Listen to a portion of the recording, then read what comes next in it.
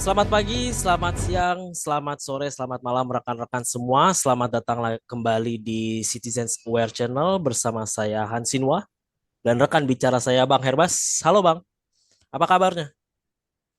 Halo, luar biasa Hans, sangat sehat. Alhamdulillah. Gimana kabar kabar rekan-rekan sekalian ini? Semoga selalu baik-baik saja ya. Amin. Nah, dalam kesempatan kali ini kita akan membahas mengenai maraknya kasus pencabulan anak di pondok pesantren. Nah, sebelumnya perlu kita ketahui, pondok pesantren pada dasarnya merupakan lembaga pendidikan yang memiliki peran besar dalam membentuk moral, akhlak, serta spiritualitas generasi muda. Kasus pencabulan anak di pondok pesantren bukan lagi sekedar kasus oknum semata. Oleh karena itu, ketika kekerasan seksual justru terjadi di dalamnya, luka yang ditinggalkan bukan hanya luka fisik ataupun psikologis, tetapi juga krisis kepercayaan terhadap institusi yang seharusnya melindungi anak. Yang membuat persoalan ini semakin kompleks ialah adanya relasi kuasa rekan-rekan semua. Santri dan santriwati diajarkan untuk hormat dan patuh kepada guru ataupun pengasuh mereka. Yang dalam banyak kasus, posisi ini justru dimanfaatkan oleh predator seksual untuk membungkam korbannya. Sehingga anak-anak jadi takut melapor karena khawatir dianggap melawan guru, durhaka, atau bahkan takut tidak dipercaya. Salah satu contohnya itu terjadi di Kabupaten Pati, Jawa Tengah, ya, di mana pendiri sebuah pondok pesantren itu ditetapkan sebagai tersangka dugaan kekerasan seksual terhadap puluhan santriwati dan laporan korban tersebut sebenarnya sudah masuk sejak tahun 2024. Namun, penanganannya itu baru mencuat luas pada tahun 2026. Nah, ada beberapa hal yang ingin saya diskusikan di sini. Kenapa kasus ini bisa terjadi berulang kali, Bang?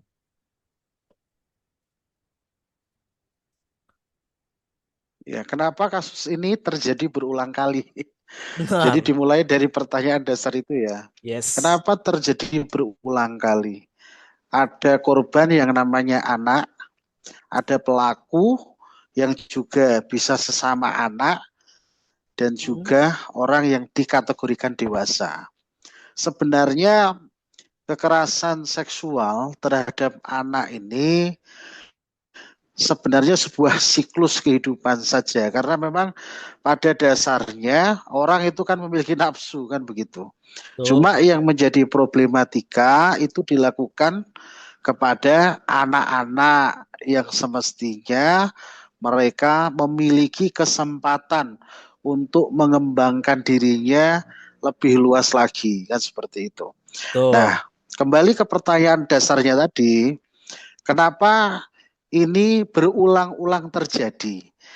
Ya, pada dasarnya kalau manusia tidak mampu mengendalikan hawa nafsunya, ya dia bisa melampiaskan kepada siapapun, Hmm. termasuk anak-anak. Kalau orang itu tidak mempunyai pengendalian diri yang baik, kan seperti itu. Betul. Nah, cuma yang menjadi problematika ini itu terjadi kepada anak-anak itu tadi dan lebih parahnya terjadi di lingkungan pendidikan Iya. yang seharusnya ini menjadi kawah candra di muka atau tempat menggembleng generasi-generasi muda khususnya anak-anak untuk tumbuh dan berkembang dengan baik.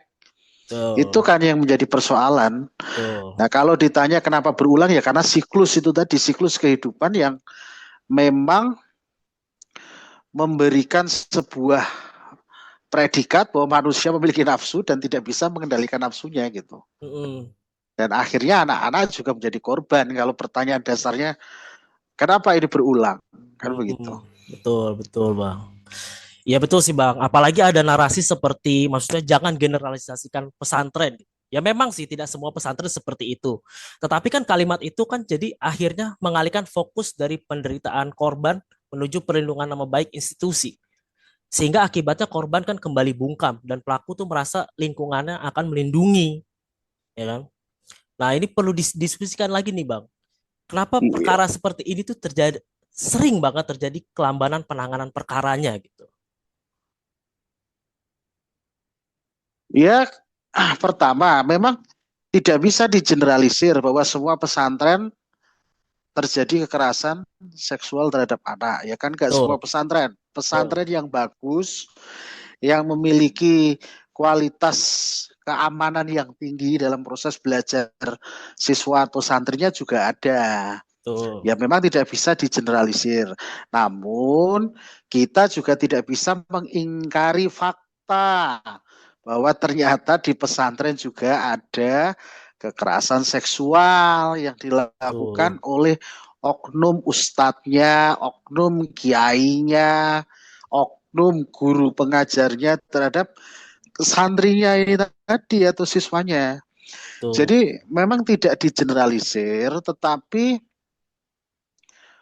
tidak boleh menutup mata akan fakta juga bahwa di Mm-mm. pesantren juga terjadi hal demikian. Betul. Dan hal demikian itu juga sebenarnya tidak terjadi di pesantren saja, di lingkungan manapun bisa terjadi. Betul. Betul, Bang. Nah, cuma sebagai bagian dari realitas pesantren itu ada. Terus kenapa terjadi kelambanan tadi ya, yang menjadi Mm. pertanyaan juga. Betul. Kenapa terjadi perlambatan ya, perlambatan di dalam penanganan perkara-perkara seperti ini. Kita berangkat dari fakta yang tadi kamu sebut, yang di Pati itu. Di Yes. Pati itu sebenarnya kasusnya kan dimulai dari tahun berapa? 2024, Bang. 2024. 2024. 2026 ini baru diproses. Kepolisian sebagai institusi penegak hukum juga harus introspeksi diri gitu. Betul. Gitu loh. Jadi laporan sudah lama, kenapa baru diproses sekarang? Bertahun-tahun itu. Betul, Bang. Kan seperti itu. Kan sebelumnya kan sudah ada BAP sebenarnya, ada berita acara pemeriksaan siapa pelakunya, Betul. pelapornya sebagai korban atau orang lain. Nah, itu kan sebenarnya bisa menjadi petunjuk untuk mempercepat proses penyidikan dan penyelidikan. Kan seperti itu. Betul. Tapi faktanya itu diulur-ulur waktunya. Artinya terjadi justice delay di sini. Keadilan yang tertunda yang mengakibatkan korban-korban lain menimbulkan Mm, benar. ketidakadilan baru. Karena korban pertama ini tidak segera diproses, kan akhirnya terjadi korban-korban lain oleh pelaku yang dilaporkan. Mm, Gitu loh. Jadi faktor yang paling menentukan kenapa terjadi keterlambatan ya polisi itu sendiri sebagai lembaga yang memiliki predikat tugas untuk menegakkan hukum betul. gitu loh. Jadi kalau pertanyaannya terjadi kelambanan ya sangat sederhana itu. Betul. Kenapa tidak dipercepat? Apalagi ini adalah anak-anak yang memang tindak pidana kekerasan seksualnya juga diatur di dalam undang-undang khusus, undang-undang perlindungan anak gitu, lex Betul. spesialis gitu loh. Jadi saya ulangi lagi, keterlambatan itu dari mana ya? Karena polisi sendiri. Betul, Bang. Gitu aja. Mau Ya. nyalahin siapa? Orang mereka yang punya kuasa, Mereka yang punya kewenangan. diberikan kewenangan oleh undang-undang, tapi ya akhirnya prosesnya lama dan korbannya kan semakin banyak akhirnya seperti yang di Pati itu. Betul, Ada Bang. 50 santriwati atau berapa. Gitu loh. Artinya langkah-langkah preventif itu menjadi tidak berfungsi karena lembaga penegak hukumnya nunggu korban dulu. Betul, benar, benar, Bang. Jadi langkah preventif Gitu itu loh. menjadi sangat tidak efektif. Jadi tidak Gitu. Betul. betul, betul seperti itu. Betul. Iya. Ya, kalau opini saya gini ya, Bang. Sebenarnya persoalan sebenarnya itu bukan pada identitas pesantrennya, Hmm. gitu. Melainkan pada sistem pengawasan yang lemah. Hmm. Banyak lembaga pendidikan, termasuk pesantren, itu Ya, belum memiliki mekanisme perlindungan anak yang jelas, seperti tidak ada kanal pengaduan independen, terus tidak ada edukasi yang ajak mengenai betul. kekerasan seksual, serta minimnya pengawasan eksternal, gitu. Nah, sebenarnya perlu nggak sih pengawasan Betul. eksternal terhadap pesantren? Mengingat nih ya, kasus ini tuh terjadi berulang kali. Iya, jadi pengawasan eksternal itu kan sebenarnya di kelembagaan pemerintahan nggak ada. Tuh. Melalui Kementerian Agama itu kan ada Direktorat Jenderal Kepesantrenan. Hmm. Kan seperti itu. Juga ada ormas-ormas seperti Nahdlatul Ulama, itu kan rata-rata pesantren kan identik dengan NU. Tuh. Gitu kan. Nah, Ya. itu mereka juga punya dewan masyayikh kan seperti itu sih. Nah, pengawas eksternal sebenarnya ada. Nah, karena pengawas eksternal ataupun pengawas oleh pemerintahan itu ada, tapi masih terjadi, berarti kan akhirnya tugas lembaga pengawasnya kan dipertanyakan, efektif Mm, apa enggak, masih tuh. terjadi, kan seperti itu. Tapi jauh daripada itu, kalau kita menganalisa lebih mendalam lagi, ini terjadi, kekerasan seksual ini terjadi itu bukan hanya masalah pengawasan saja. Kalau kita mau fair, Mm-mm. ini banyak faktor yang menyebabkan kekerasan seksual terjadi. Bisa juga dari faktor pelaku dan korbannya. Kan Bisa. seperti itu. Bisa. Nah, kalau dari segi dari faktor korban, banyak anak-anak, para siswa, para santri yang sedang dalam proses belajar itu tidak sepenuhnya memahami pendidikan seksual.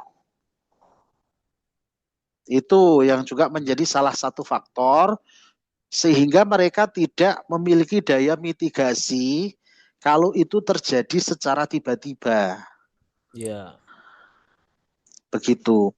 Karena masih banyak orang tua kan yang menganggap tabu pendidikan Betul, seksualitas. betul, Bang, betul. Gitu loh. Heeh. Masih banyak yang menganggap itu tabu, Abu. apalagi masih banyak yang menganggap kalau membahas seksualitas itu belum belum saatnya, Ya, belum umurnya saat. masih dini. Nah, padahal Bener.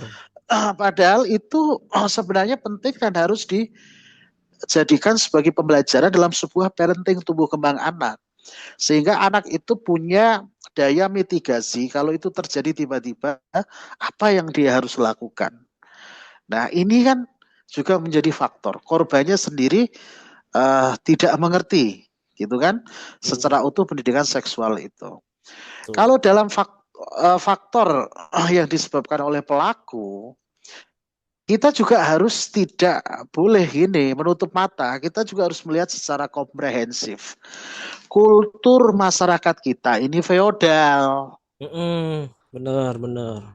masih terjadi feodalisme di dalam kultur sosial kita.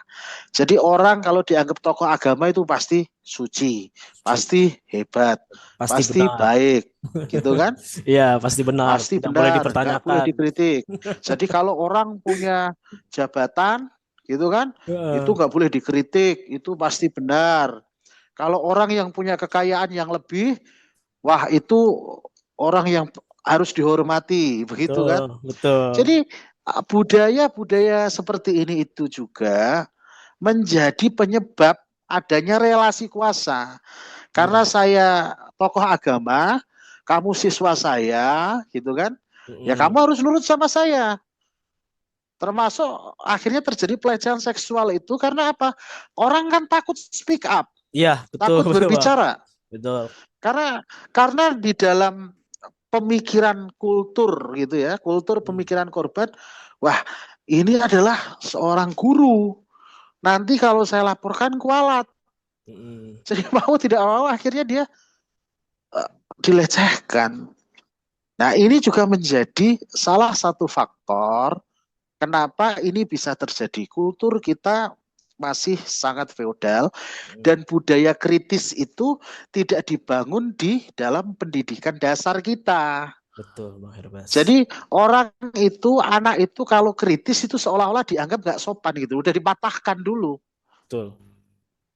Sehingga eh, mereka hidup hanya berdasarkan apa?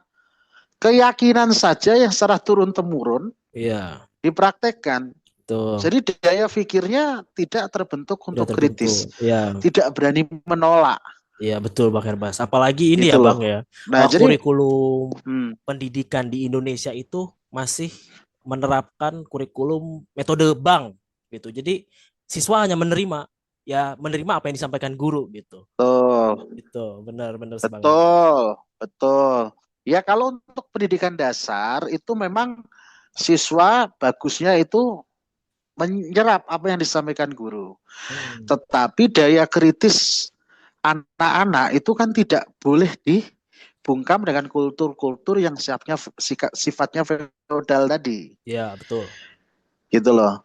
Nah, kalau kultur feodalistik itu tadi membuat orang menjadi inferior, ada superior, jadi orang yang kaya lebih superior, orang yang punya jabatan lebih superior, sehingga akhirnya tumbuh disparitas apa namanya paradigma, gitu loh. Betul, Jadi betul. kalau murid nggak boleh menolak, Hmm, gitu loh. Kalau orang miskin nggak boleh menolak, gitu kan. Nah, ini sangat berbahaya sebenarnya. Ini harus dikoreksi, terutama di dalam manajemen pendidikan kita. Sehingga betul. bagaimana manajemen pendidikan itu terintegrasi juga dalam sistem penegakan hukum, ya kan, Hmm, yang nantinya akan menjadi rekayasa sosial bagaimana anak-anak ini bisa terlindungi dengan baik dari segi lingkungan pendidikannya, dari segi lingkungan terkecil keluarganya, dan lingkungan masyarakatnya. Begitu loh. betul. Jadi seperti itu. Iya, betul sih Bang Herbas. Nah, sebenarnya kita juga harus ini ya, karena dalam konteks saat ini adalah dalam keagamaan gitu Bang Herbas ya. Kita juga harus berani mengatakan bahwa Hmm, atribut agama itu tidak membuat seseorang otomatis bermoral gitu. Baik jubah, sorban, gelar betul. ustadz ataupun status kiai itu bukan jaminan seseorang bebas dari penyimpangan. Hmm, Nah, ketika masyarakat menempatkan tokoh agama sebagai betul. figur yang tidak boleh dipertanyakan, nah, disitulah ruang gelap mulai terbentuk. Itu. Iya, Nah, sepakat. Sepakat. Kalau predikat-predikat atau embel-embel atau cover tadi itu dijadikan sebagai penutup paradigma kalau orang nggak bisa mengkritisi karena predikat-predikat yang kamu sebutkan tadi, ya ruang gelap itu memang akan terbentuk. betul. Jadi eh, kejahatan, ruang gelap itu bisa tertutup karena ada tembok tadi kan. Nah, Mm-mm. fanatisme terhadap tembok-tembok tadi itu membuat kejahatan itu bisa lahir dari sistem yang seperti itu tadi. Benar. Termasuk kekerasan terhadap anak ini tadi. Karena ada relasi kuasa di situ. Betul. Gitu loh, ada relasi kuasa. Ada hubungan guru dan murid ini kadang yang diselewengkan dan disalahgunakan. Begitu. Iya, betul gitu Bang. Nah, karena pembahasannya semakin seru ini ya Bang ya. Saya mau tanyakan menurut Bang Herbas sendiri, Ya. solusi paling Hmm. realistis untuk mencegah agar kasus ini tidak terulang tuh bagaimana Bang Herbas? Ya, solusi yang paling realistis ya. Coba ingat-ingat kembali Rusupon yang memiliki Yes. teori social engineering ya, Mm-mm. rekayasa sosial. Ya mau tidak mau ya menggunakan instrumen hukum sebenarnya. Tuh. Instrumen hukum. Tapi instrumen hukum ini kan kita sudah tahu sendiri banyak norma, banyak undang-undang yang sudah mengatur terkait dengan perlindungan anak. Tapi tetap saja dalam realitasnya kan masih ada korban. Tuh. Artinya kan legal structure atau penegak hukumnya ini juga bermasalah gitu Benar. loh. Jadi solusi yang paling realistis ya dimulai dari mana? Satu, yang paling bisa menjangkau semua anak-anak walaupun tidak semua adalah sistem pendidikan. Mm-mm. Jadi sistem pendidikan melalui bimbingan konseling gitu ya harus bisa menjadi media bimbingan konseling, guru-guru bimbingan konseling itu menjadi media pengaduan apa yang anak itu alami dalam proses belajar. Tuh. Itu kalau dalam lingkungan pendidikan. Itu yang paling realistis. Mm.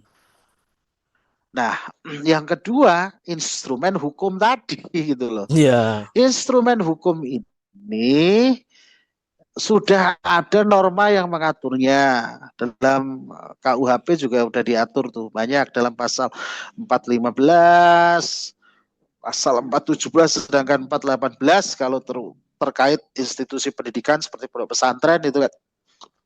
Ancaman pidananya kan maksimum kan itu bisa 12 tahun tuh menurut KUHP yang baru kan. Iya, Bang. Benar. 12 Iya tahun. kan? Nah, ya sudah tegakkan law enforcement-nya gitu loh. Betul. Cuma kan ya itu problemnya tadi di awal seperti yang kita sampaikan, polisi nggak bergerak cepat kadang. Benar. Jadi apa namanya, keadilan yang tertunda itu pasti mutlak menimbulkan ketidakadilan baru gitu loh. Betul, betul Bang Herbas. Jadi yang paling realistis yaitu law enforcement, penegakan hukum, dan perkuat sistem pengaduan di dalam sistem pendidikan kita melalui bimbingan-bimbingan konseling itu. Betul, benar Bang Herbas. Nah, itu di Jadi, lingkungan pendidikan, di lingkungan penegakan hukum, dan yang paling tidak kalah penting juga, ya lingkungan keluarga. ya karena itu yang utama. Betul Bang Gitu Herbas, loh. benar. Lingkungan Lingkungan keluarga. keluarga harus memberikan parenting dan mengenalkan pendidikan seksual kepada anak dengan baik. Betul. Loh, bagaimana membangun paradigma keluarga ini? Banyak variabel yang bisa dipakai melalui sosialisasi dari Kementerian Perlindungan Perempuan dan Anak ke desa-desa, kerjasama dengan kepala-kepala desa, melalui PKK. Benar, Nah, betul, itu kan betul. bisa melalui KKN, kuliah kerja nyata melibatkan institusi pendidikan, para mahasiswa untuk memberikan seminar-seminar terkait dengan pencegahan kekerasan seksual terhadap anak. Mahasiswa hukum kan banyak, fungsikan aja di seluruh Indonesia Benar. buat kuliah kerja nyata. Itu kan? Iya, benar, Atau benar. apa? PKM gitu kan? Benar. Kan bisa aja itu difungsikan. Nah, itu hal-hal yang paling realistis sih untuk mencegah gitu ya, Betul. untuk Pas langkah dalam preventif iya, terkait dengan kekerasan terhadap anak ini. Paling tidak semua instrumen yang ada itu, terutama negara, karena negara itu punya kewajiban melindungi anak-anak betul. sesuai dengan amanat ya, perintah konstitusi, yaitu harus menghidupkan semua instrumen itu tadi. Betul, betul Gitu Bang loh. Herbas. Nah, kalau problemnya di penegakan hukum, ya harus dievaluasi. Kalau sudah ada normanya, ya kan, secara letterleh, tapi pelaksanaannya tidak ada, berarti yang harus dievaluasi kan pelaksanaannya. Masalahnya kan dalam prakteknya, Benar. gitu. Bukan di legal substance lagi. Kalau legal substance instrumennya udah ada, berarti kan problemnya di legal structure-nya, di Structure. penegakan hukumnya gitu. Tuh. Nah, penegak hukum yang tidak menerima respon masyarakat dengan baik ya alangkah baiknya untuk dipensiunkan gitu loh. Sehingga tidak merusak sistem hukum perlindungan anak itu sendiri. Kan seperti itu. Ya, benar Bang Herbas gitu. Jadi memang negara ini memang harus lebih tegas dalam law enforcement ya Bang ya. Apalagi terkait lembaga pendidikan yang berbasis Ya, agama law gitu. enforcement harus. Gitu. Betul. Karena gini loh, agama itu kan sumbernya moral. Benar. Nah, kalau lembaga keagamaan yang harusnya notabene menjadi sumber pembentukan akhlak dan moral orang malah amoral, nah itu kan harusnya jadi autokritik bagi lembaga keagamaan itu sendiri. Betul. Gitu loh. Iya. Betul sih Bang Herbas. Harusnya begitu. Heeh. Nah, menurut saya sendiri juga ya, pembelaan itu terhadap pesantren-pesantren itu tuh ya harus dilakukan dengan membersihkan dari predator seksual itu sendiri, bukan menutupi kasusnya. Gitu. Jadi melindungi korban jauh lebih penting daripada melindungi citra lembaga atau citra agamanya gitu. Ya harusnya kan idealnya begitu, tapi kan Idealnya begitu. nggak mungkin juga orang pengen pengen lembaga pendidikannya bangkrut gitu kan, karena isu seperti itu kan bisa buat bangkrut, nggak punya murid lagi kan begitu. Betul. Nah, ya seperti itulah realitasnya, Iya. karena faktor kesadaran internal lembaga pendidikan yang berkemungkinan terjadi kekerasan seksual itu tidak mengakui secara jantan bahwa mereka bersalah. Ya mau nggak mau kan lembaga eksternal harus kuat. Harus kuat. Pengawasnya kan harus kuat. Betul harus kuat. Kan begitu. Karena ini terjadi bukan hanya di Pati, di Pekalongan kemarin, terus di Jepara juga ada. Iya. Ya Betul. kan? Betul.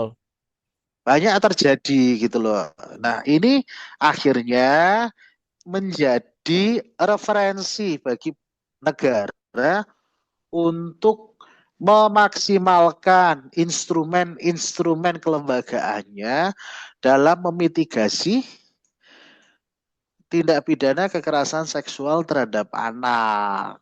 Yes, Begitu. betul. Memang sih Bang, memang begitu. Gitu. Ya realitanya demikian lah.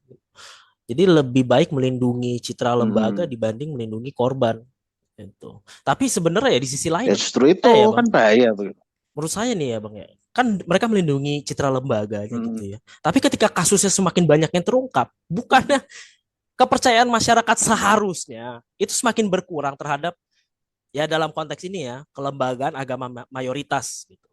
Itu kan akhirnya kan menimbulkan Hmm. daripada saya masukin ke pondok pesantren ini, saya mendingan masukin ke pendidikan sekolah umum gitu. Jadi harusnya ya melindungi korban itu jauh lebih penting daripada melindungi citranya sendiri. Apalagi kasusnya berulang terjadi berkali-kali.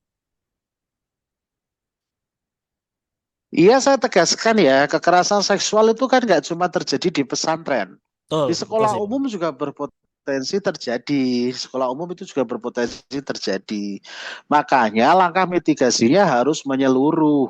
Betul. Yes, Tidak Bang. hanya lembaga keagamaan seperti pesantren, tetapi sekolah umum juga harus ada langkah preventif yang konkret.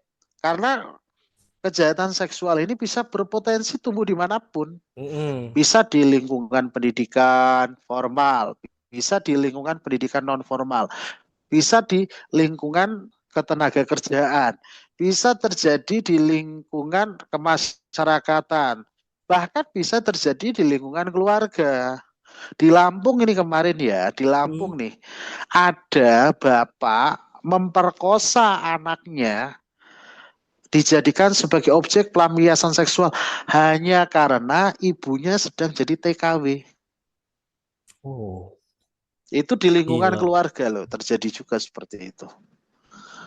Nah, makanya ini itu nggak cuma terjadi di pesantren, bahkan di pendidikan formal, pendidikan umum pun, di lingkungan keluarga itu juga bisa terjadi.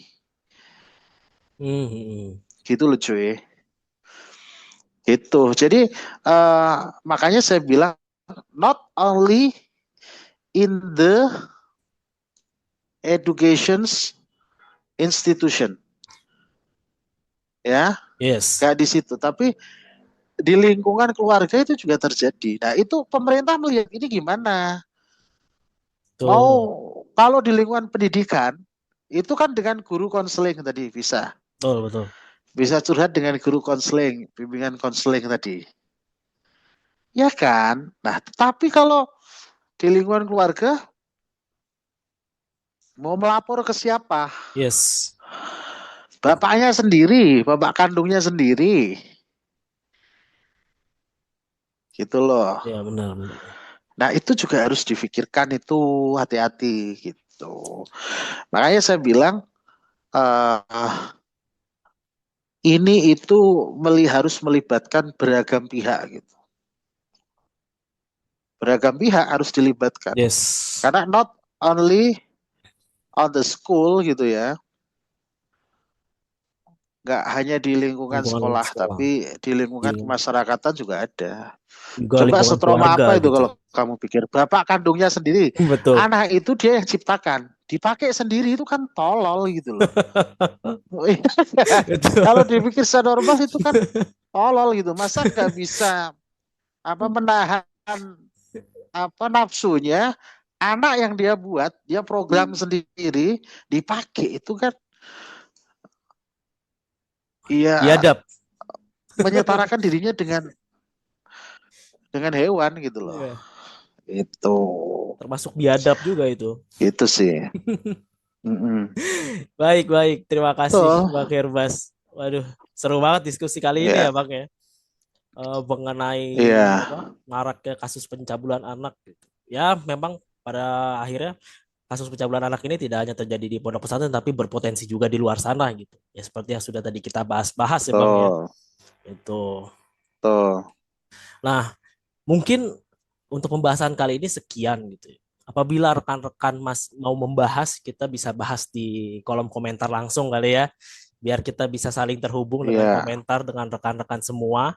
Itu keluarkan saja pendapat rekan-rekan semua secara bebas gitu mengenai kasus pencabulan anak ini. Ya. Tidak perlu ada yang ditutupi, iya. opini semua bebas ya Pak Herbas ya. Untuk seluruh warga negara Tuh, Indonesia bebas. kalau bebas, kalau ada yang mau minta bantuan atau apa, boleh nanti di kolom deskripsi bantuan Boleh. hukum. Tuh, Apabila nggak berani speak up, kan begitu. tuh, betul gitu. Ya, Gitu. Gitu ya rekan-rekan. Bang Herbas, terima kasih sekali kesempatan kali ini.